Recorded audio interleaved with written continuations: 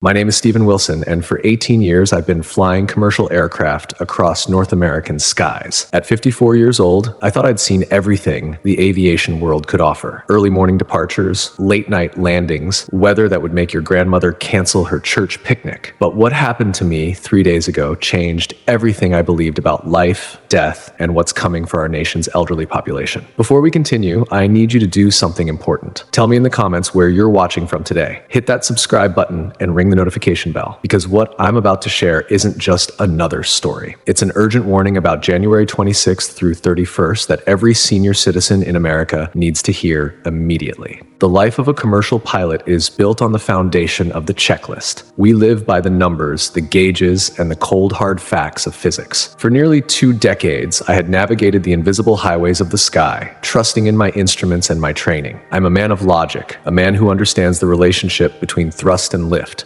between wind speed and fuel consumption. Yet beneath that professional exterior, I have always been a man of quiet faith. I knew that while I held the controls, there was a higher authority who held the heavens. That Monday morning, January 19th, started exactly like the 1,000 flights before it. The air in Denver was crisp, biting with the high altitude chill that defines the Rockies in winter. I arrived at Denver International Airport at 4:30 in the morning, coffee in hand, reviewing weather reports and flight plans for our scheduled departure to Phoenix. The terminal was already buzzing with the restless energy of early travelers, but I felt a strange, heavy stillness in my spirit that I couldn't quite identify. My co-pilot Sarah was already in the cockpit running through her pre-flight checklist when I dropped my bag. We exchanged the usual pleasantries, the shorthand communication of 2 professionals who had flown together dozens of times. Everything seemed routine, normal, predictable. But that weight in my chest wasn't anxiety. It was an invitation. At exactly 5:47 in the morning, I followed a prompting I couldn't ignore. I stepped into the small crew prayer room we keep behind the gate area. It's nothing fancy, just a quiet space with a few chairs and a modest rug, a sanctuary where those of us who believe can spend a few minutes talking to God before we take responsibility for 200 souls at 35,000 feet. I've been using that room for over a decade, and my routine never varies. I knelt down on the simple carpet, closed my eyes, and began my familiar conversation with the Almighty. Lord, thank you for another day to serve. Please watch over us today. Keep our passengers safe, our aircraft sound, and our decisions wise. The words came easily, naturally, like breathing. I felt the familiar peace of surrender, the release of the day's burdens into his hands. That's when the physical world ceased to exist. A crushing pain exploded through my chest. It was a violent intrusion, a searing heat that felt as though a lightning bolt had been driven directly into the center of my heart. The agony was immediate and overwhelming. In all my 54 years, I had never known a sensation so absolute. My left arm went numb instantly, the nerves screaming before going silent. My vision blurred into a kaleidoscope of gray and white, and I felt my body collapsing forward onto the prayer room floor. I tried to call out for help, but the air in my lungs had turned to lead. My fingers clawed at the carpet, trying to reach for the emergency button on the wall, but my muscles refused to obey. The last physical sensation I remember was the taste of copper filling my mouth and the overwhelming realization that my earthly journey was ending in this small, quiet room, far from the cockpit where I thought I would one day retire. Then the pain vanished. It didn't fade, it was deleted. I felt myself lifting, rising away from my physical body with a gentleness that defied every natural law I understood. It was as if I had been unburdened from a heavy, restrictive suit I hadn't known I was wearing. Looking down, I could see my lifeless form sprawled across the prayer room carpet. My captain's uniform was wrinkled, my flight bag scattered beside me, and my face had turned an alarming shade of gray. I saw a janitor pass by the door, unaware that a man lay dying just feet away. But instead of panic or fear, I experienced a profound peace. This wasn't the temporary calm that comes after landing a difficult flight in bad weather. This was a peace that penetrated every molecule of my existence, filling spaces in my soul I didn't even know were empty. The prayer room began to fade, the walls dissolving into a vibrant, living light. I found myself moving through dimensions that my pilot's training had never prepared me for. I saw colors that don't exist in the visible spectrum, hues of deep violet and shimmering gold that seemed to possess their own intelligence. Music that touched not just my ears, but my very spirit, filled the space around me. It was a symphony of 1,000 voices, harmonizing in a way that made the finest earthly orchestra sound like a whisper. I was traveling toward a light that wasn't harsh or blinding, but welcoming, warm, and alive with perfect love. As I drew closer, I saw a figure walking toward me through the radiance. I knew immediately it was Jesus Christ. His presence was unmistakable. He carried an authority that reminded me of the finest, most seasoned captains I'd ever flown with. Men who commanded respect without uttering a word. Yet his eyes held a compassion deeper than any human emotion. When he spoke, his voice carried the resonance of the ocean and the stillness of the desert. "Stephen," he said. Hearing my name from his lips sent waves of joy through my entire being. "I have brought you here because there is something my people must understand, especially those who have lived long and faithfully served me through many decades." I found myself able to respond, though I wasn't certain if I was speaking aloud or if he was reading my thoughts directly. "Lord, why me? I'm just an airline pilot. Shouldn't this message come from a pastor or someone more qualified spiritually?" His smile was gentle, but filled with a divine purpose that made my spirit tremble. "I have always chosen the humble to confound the wise. Stephen, your brothers and sisters who have reached their golden years need to hear from someone who understands responsibility, someone who knows what it means to hold lives in his hands. They feel as though their flight is over, that they are merely waiting at the gate for the final boarding call. But I am here to tell them that their most important mission is about to take flight." The space around us transformed. The light coalesced into a panoramic view of the Earth, specifically the United States. It was as if I were looking through a high-tech satellite feed, yet I could see the spiritual temperature of every city. "Watch carefully," Jesus instructed, his voice carrying both infinite love and an urgent warning. "See what I am about to reveal concerning the days between January 26th and 31st. These dates are not random, Stephen. They represent a convergence point when the spiritual and physical realms will intersect in ways that will astound the nations." The first vision opened before me like a massive theater screen. I saw a small, weathered farmhouse in rural Iowa. Inside, an 82-year-old man named Thomas sat in his recliner. The clock on his wall read 3:14 a.m. on January 26th. Suddenly, the room was flooded with a soft blue luminescence. Thomas, who usually struggled to stand due to severe arthritis, found himself bolt upright. I watched as an angel, tall and radiating the heat of 1,000 suns, appeared in his living room. The angel didn't speak with words, but with a transmission of pure truth. Thomas began to weep, not from pain, but because his joints were suddenly fluid, his vision sharp. He began to pray with a ferocity he hadn't possessed since his youth, his words forming a protective canopy over his entire county. "This is the first wave," Jesus whispered, "the awakening of the watchman." Next, I was shown a high-rise apartment in downtown Chicago. A woman named Evelyn, 76, was sleeping fitfully. At the stroke of midnight on January 26th, the atmosphere in her bedroom changed. I saw the ceiling of her apartment seemingly vanish, revealing the celestial heavens. She wasn't frightened. She sat up and began to receive a series of flight coordinates, spiritual instructions for the city below her. I watched as she took a notebook and began to write with a speed that was supernatural. She was being given the names of people in her building who were contemplating suicide, along with the exact words that would save their lives. Then the vision shifted to a quiet coastal town in Maine. I saw a group of 3 elderly men, all in their late 80s, meeting for coffee on the morning of January 27th. As they sat at their usual booth, a heavy, golden mist descended upon the diner. The other patrons didn't seem to notice, but these 3 men were paralyzed by the presence of God. I saw their hearts begin to beat in perfect synchronization. They were being given a collective vision of a coming storm, not a physical hurricane, but a spiritual one. They began to intercede, their quiet whispers carrying the weight of thunder in the spirit realm. I saw demons fleeing from the town's borders as these men prayed. "Why seniors, Lord?" I asked, deeply moved by the quiet power of these individuals.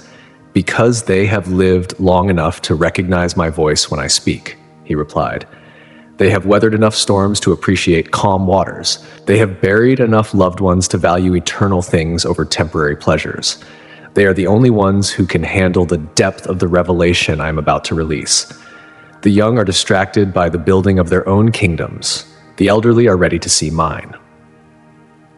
I then saw a vision of a nursing home in Florida on January 27th. This was perhaps the most intense part of the opening sequence. I saw a hallway where several residents were in the advanced stages of dementia. They were lost in the fog of their own minds. Suddenly, a pulse of white light swept through the corridor. I watched as the fog literally lifted from their brains. A woman named Martha, who hadn't recognized her own daughter in 5 years, suddenly stood up from her wheelchair. Her eyes were clear, piercing, and full of ancient wisdom. She walked to the window and began to declare scriptures with an authority that shook the foundations of the building. She wasn't just back, she was empowered. She began to walk from room to room, laying her hands on other residents. As she touched them, I saw the darkness of infirmity flee. Between January 26th and 31st, Jesus said, "I am removing the veils.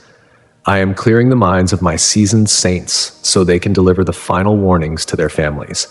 This is not a medical miracle. It is a spiritual activation."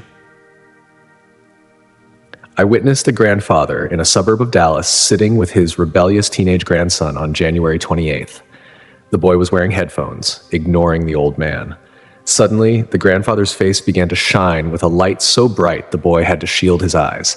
The grandfather began to recount the boy's secret sins, not to condemn him, but to show him that God saw him. I watched the teenager fall to his knees, sobbing as the obsolete old man became a bridge to the divine. The visions continued to accelerate. I saw thousands of seniors across the map of America being lit up like beacons. On January 28th, I saw a retired school teacher in Oregon standing in her garden. She was surrounded by a host of angels who were showing her the future of the nation's children.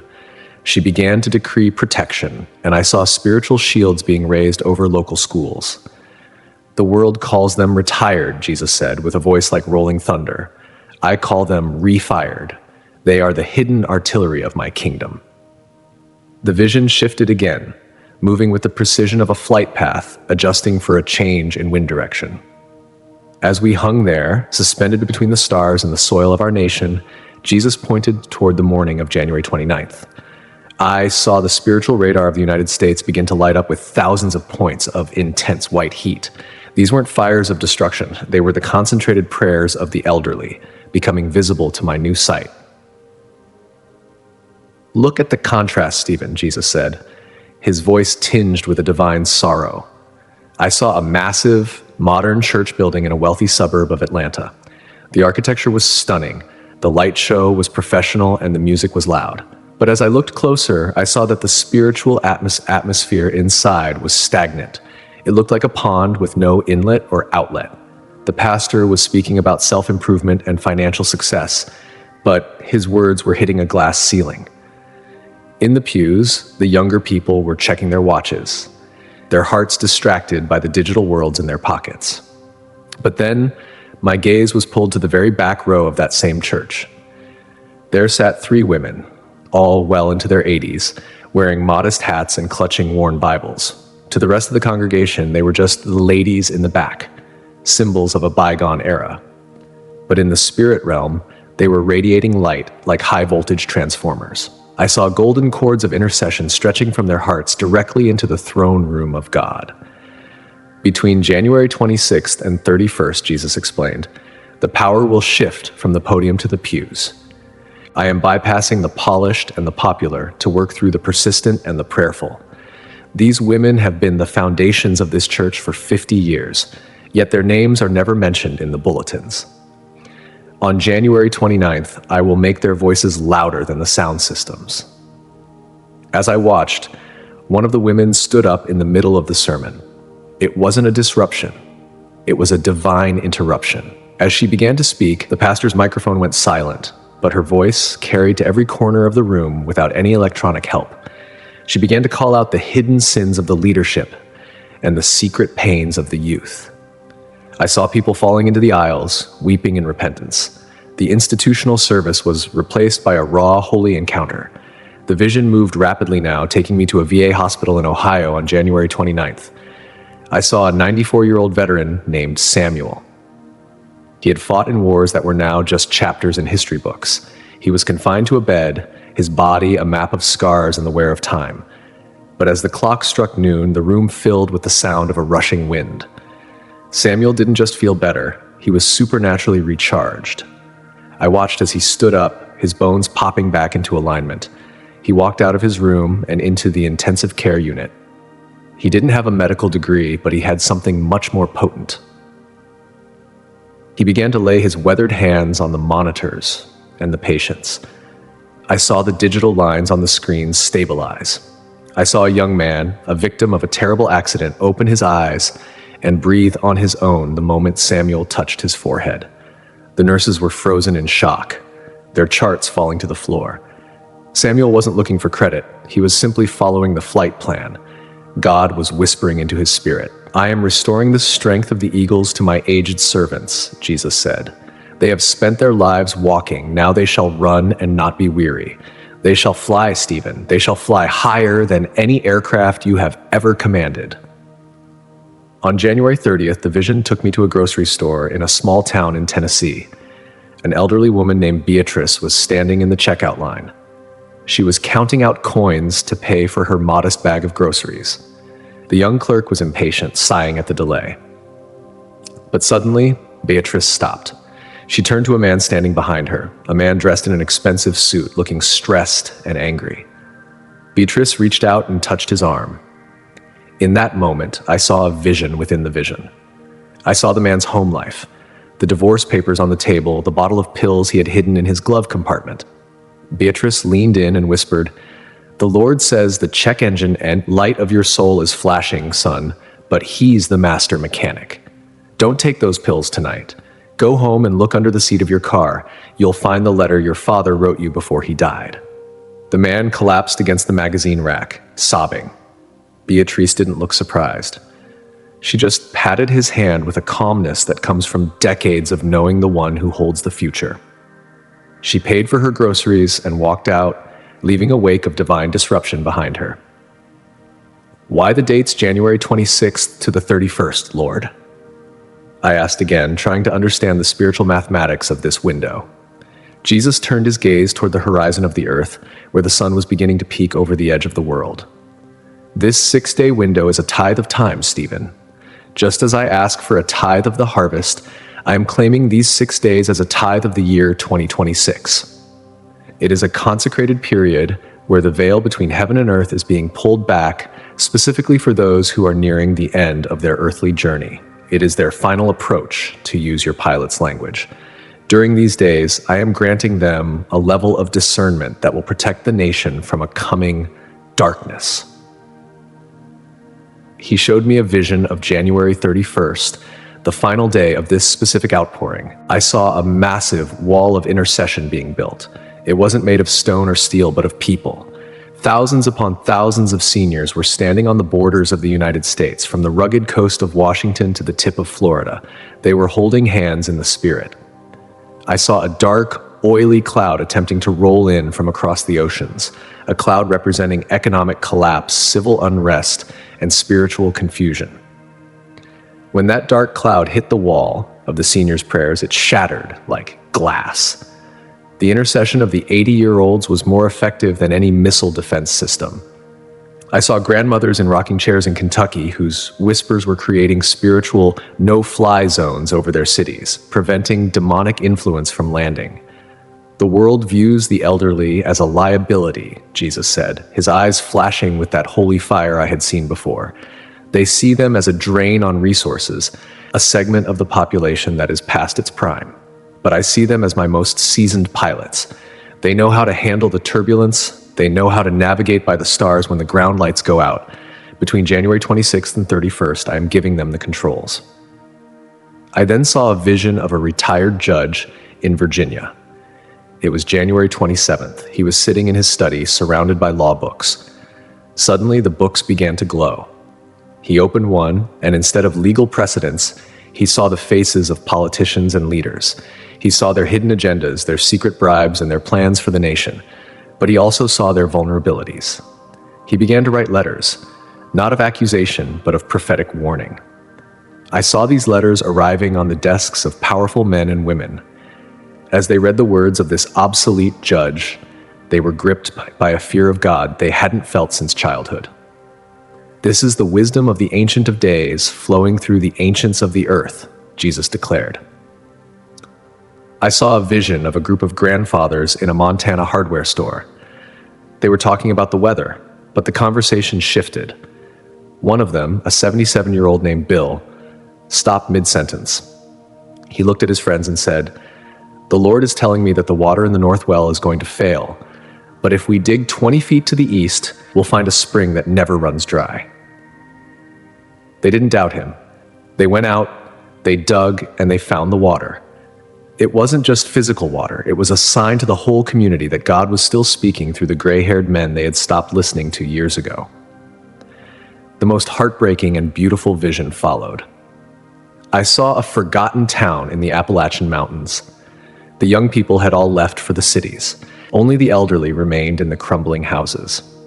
It was January 28th. I saw the Spirit of God descend upon that town like a thick silver mist. Suddenly, the old men began to dream. They saw visions of the town's restoration. They saw the factories reopening, the schools filling with children again. But they saw that it would happen through a spiritual door. These men and women, some with oxygen tanks, some with walkers, dragged themselves to the center of the town square. They began to pray for the prodigal children who had abandoned the valley. I saw their prayers traveling like heat-seeking missiles to the big cities, to New York, to Los Angeles, to Chicago. I saw young people in high-rise offices suddenly stop what they were doing, gripped by an inexplicable longing for home and for the God of their grandparents.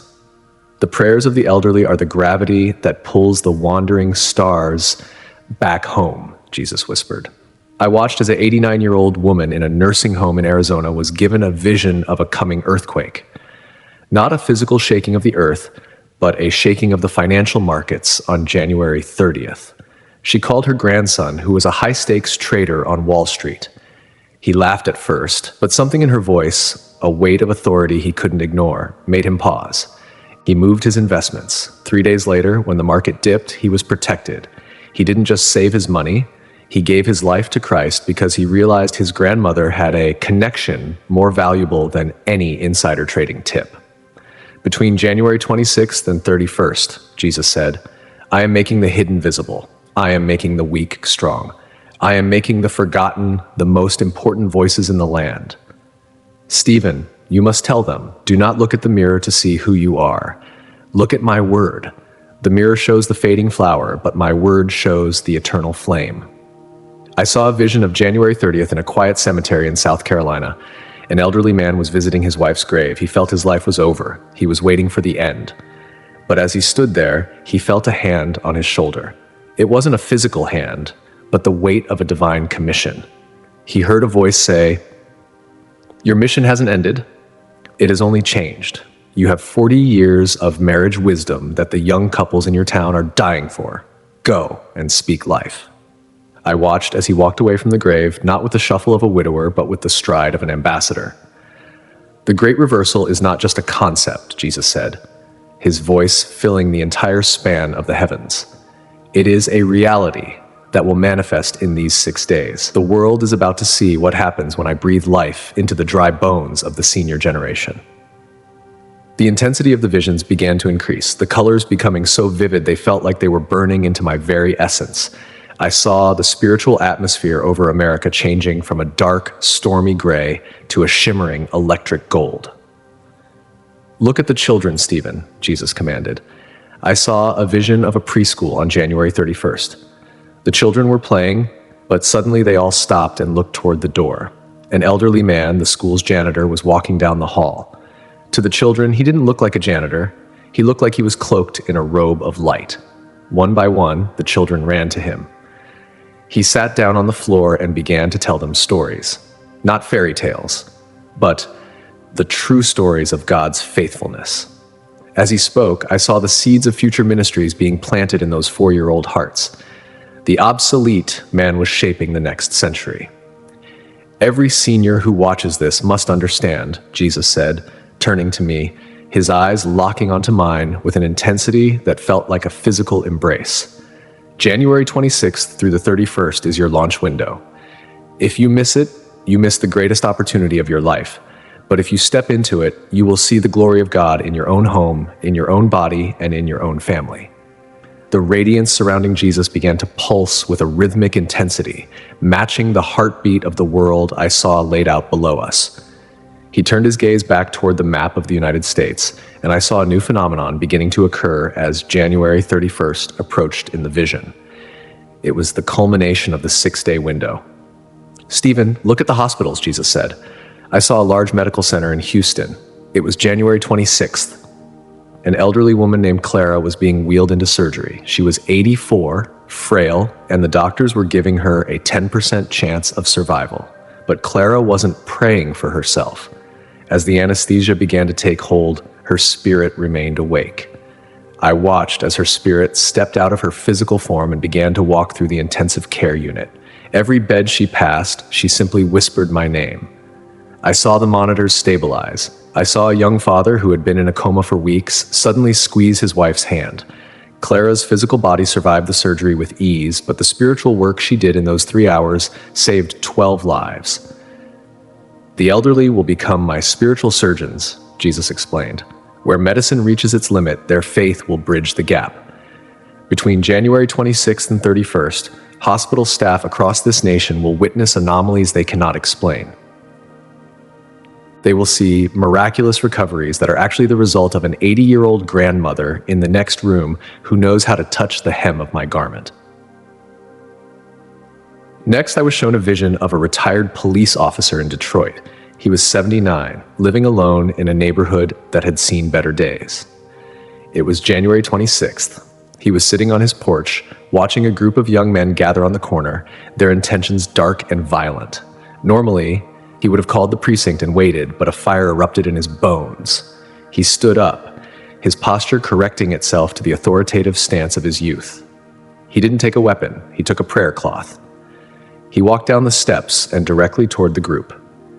As he approached, I saw a wall of light moving in front of him. The young men, hardened by the streets, felt a crushing weight of conviction. They didn't run, they fell to their knees.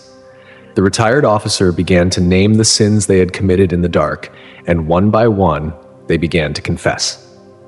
By the time the sun went down, that street corner had become an altar. "The retired protectors of the land are being recommissioned," Jesus said. "They will hold the line where the systems of men have failed." I saw a vision of the Pacific Northwest on January 27th. A woman named Sarah, 82 years old, was a retired librarian. She was sitting in her small garden, surrounded by the morning mist. Suddenly, the mist began to glow with a soft, pink hue. She saw a vision of the children in her city, children who were being taught things that were contrary to my truth. I saw Sarah begin to write in the air with her finger. As she wrote the names of the schools, I saw angels being dispatched to stand at the gates. These angels weren't there to destroy, they were there to block the entrance of deceptive spirits. "Her quiet life in a garden is more influential than the boards of education," Jesus whispered. During these 6 days, the prayers of the elderly will act as a filter for the minds of the youth. They will discern the lies and decree the truth, and I will back their decrees with the authority of heaven. The vision then took me to the high desert of Arizona on January 27th. I saw a retirement community that looked like a quiet, sleepy place. But inside the community center, a group of 20 seniors had gathered. They weren't there for bingo or crafts. They were there because they had all received the same dream the night before. I watched as they formed a circle. As they began to pray, the roof of the building seemed to dissolve, and a pillar of fire descended into the center of the room. I saw their faces being transformed. Wrinkles didn't disappear, but they became etched with glory. They were given the gift of tongues, but not just any tongues. They were speaking the specific languages of the unreached tribes of the earth. As they prayed in these languages, I saw thousands of miles away in remote jungles and deserts, people suddenly having visions of a man in white coming to them. The prayers of the retired in Arizona were opening doors for the gospel in places no missionary could reach. The world calls them isolated, Jesus said. I call them my global command center. They don't need a passport to change the world. They only need a heart that is fully mine. I saw a vision of a grandfather in rural Georgia on January 28th. He was 88, a former farmer who could barely walk. He was sitting with his 3 sons, all of whom were successful businessmen but had no time for God. They were arguing about their inheritance, waiting for the old man to pass away. Suddenly, the grandfather stood up without his walker. He looked at his sons, and his eyes were like coals of fire. He spoke one sentence: "The wealth of the sinner is laid up for the just, but you are neither just nor wealthy in the things that matter." I watched as the room filled with a thick, heavy smoke, the Shekinah glory. The 3 sons were struck dumb. They couldn't move or speak for hours. During that hour, they saw their own lives from God's perspective. They saw the hollow nature of their success. When the smoke cleared, they weren't the same men. They didn't want the inheritance. They wanted the God their father served. The January 26th to 31st window is a time for the restoration of the family altar, Jesus declared.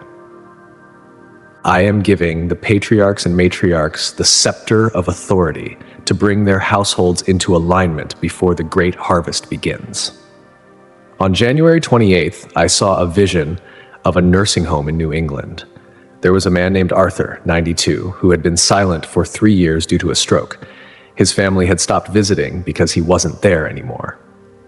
But at 6 p.m., Arthur's room filled with the scent of lilies and frankincense. An angel appeared and touched Arthur's tongue with a glowing coal. Arthur stood up, walked to the nurse's station, and began to sing a hymn in a voice that was rich, baritone, and perfect. He didn't just sing. The song carried a frequency that caused every person in the wing to stop what they were doing. Patients who were agitated became calm. Nurses who were burnt out began to cry. Arthur wasn't healed for his own sake. He was made a living psalm. I am using the silence of the elderly to store up my most potent messages, Jesus said. When they speak during this window, it will be with the compressed power of years of waiting. I saw a vision of January 29th in a small town in the Midwest. A group of elderly women were gathered in a kitchen, canning vegetables. One of them, 81-year-old Martha, stopped her work. She looked at her friends and said, "The Lord is showing me a bridge in the next county that is about to collapse." They didn't hesitate. They called the local sheriff. He was skeptical, but because Martha was a respected elder, he sent a deputy. The deputy arrived just as the first cracks began to appear. A school bus was only minutes away. The bridge was closed and lives were saved. The sheriff came to Martha's house that night and knelt on her porch, asking how she knew. "This is the prophetic early warning system," Jesus explained. "My elderly ones will see the dangers before they manifest in the physical world.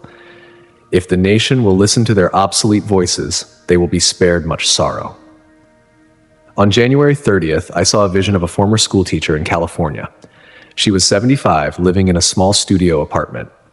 She was praying over her neighborhood, which was riddled with drug addiction and homelessness. I watched as she walked out of her apartment and began to pour spiritual oil from an invisible jar.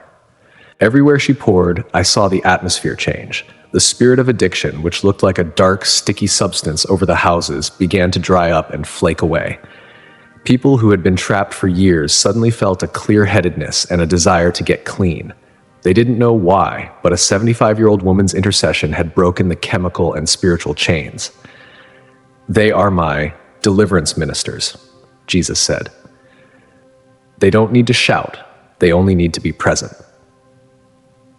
I saw a vision of January 30th in a large city library. An elderly man was reading the news. He saw the headlines of war and rumors of war. He didn't get afraid. He closed his eyes and I saw him enter a heavenly strategy room. He was shown the move of the enemy's chess pieces on the global stage. He began to pray counter moves. As he prayed, I saw a world leader suddenly change his mind about a declaration of war. I saw a hidden bomb being discovered before it could be detonated. The elderly man in the library was more effective than the Department of Defense. The wisdom of the gray is the terror of the enemy, Jesus declared. Between January 26th and 31st, I am opening the books of strategy to those who have the patience to read them. Finally, I saw January 31st. I saw a massive, glorious light descending upon the entire nation, focusing on every home where a senior was praying. It was the final sealing of this specific window. I saw these seniors being given a spiritual mantle, a robe of light that would remain with them for the rest of their days. This mantle was a mark of their new assignment. They weren't just believers anymore. They were envoys of the kingdom. The window will close, Jesus said, his voice becoming very soft, but the impact will remain until I return. Stephen, you must tell them, this is not a suggestion. It is a summons. January 26th is the day the gates open. They must be ready to walk through. I felt the presence of Jesus begin to pull me back, the visions fading into a blur of light and color. I felt the weight of my physical body returning, the coldness of the floor, the pressure of the paramedic's hands. I heard a voice screaming, "We've got a pulse! He's back! Wilson, stay with us!" I opened my eyes to the fluorescent lights of the hospital, and I could still see the glowing embers of the visions in my mind. I spent the next several days in a state of holy awe, trying to process the sheer volume of what I had been shown. The doctors were baffled, but I was focused. I knew I had a deadline. As I share this with you now, the clock is ticking. We are only 4 days away from January 26th. This is the moment for every senior, every grandfather, every widow, and every retired worker to realize that you are not on the shelf. You are in the hangar, being prepared for the most important flight of your life. Between January 26th and 31st, your home will become a sanctuary. Your words will become decrees. Your prayers will become weapons. Do not let this window pass you by. Set aside time for prayer. Ask the Lord to open your spiritual eyes. Be ready to speak when He prompts you, even if it seems out of season. Your family, your community, and your nation are depending on the best wine that God has saved for this very hour. The 54 years I spent in the cockpit were just the training ground. The real journey begins now. I am no longer just a pilot of aircraft. I am a messenger of the King. And my message to you is simple. Prepare for takeoff. The spiritual atmosphere is changing, and the elderly of America are the ones who will lead us through the clouds. Thank you sincerely for remaining with us all the way through this testimony. If you are still here, it means this message resonated with your heart and stirred something within your spirit. We invite you now to take a simple action that can create a powerful ripple effect. Write a comment sharing where you are watching from so we can lift your nation up in prayer. If you haven't yet, subscribe to the channel and activate the notification bell so you never miss the life-changing messages and revelations we release each day. Above all, please share this video with at least 3 people you care about. Friends, relatives, and brothers and sisters in faith. Because a single share can awaken a soul, restore hope, and guide a heart back toward God. May God's grace surround you, and may He continually guide your steps in truth, always.